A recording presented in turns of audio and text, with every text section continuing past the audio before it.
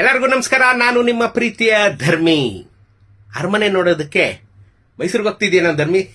ಇಲ್ಲ, ಅರಮನೆ ನೋಡೋದಕ್ಕೆ, ಮೈಸೂರು ಅರಮನೆ ನೋಡೋದಕ್ಕೆ ದುಬೈಗೆ ಹೋಗ್ತಾ ಇದ್ದೀನಿ.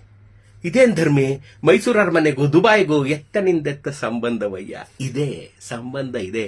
ಮೈಸೂರು ಅರಮನೆನ ದುಬೈನ ಮರುಭೂಮಿಯಲ್ಲಿ ಮರುಸೃಷ್ಟಿಸಲಾಗಿದೆ. ಯಾರು ಸೃಷ್ಟಿ ಮಾಡಿದ್ರು? ಯಾತಕ್ಕಾಗಿ ಸೃಷ್ಟಿ ಮಾಡಿದ್ರು? ಮೈಸೂರಿನಂತ ವೈಭವೋಪೇತ ಅರಮನೆಯನ್ನ ದುಬೈನಲ್ಲಿ ಸೃಷ್ಟಿ ಮಾಡದ ಕಾರಣವಾದ್ರು ಏನು?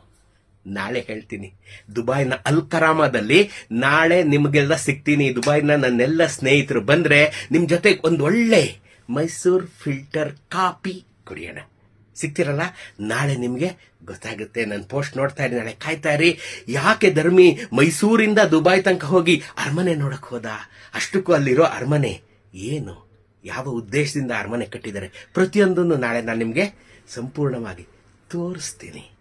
ಕಾಯ್ತಾ ಇರ್ತೀರಾ? ದುಬೈಲಿರೋ ಸ್ನೇಹಿತರೆಲ್ಲ ಬಂದೇ ಬರ್ತೀರಾ ನಾಳೆ ಅಲ್ ಕರಾಮದಲ್ಲಿ.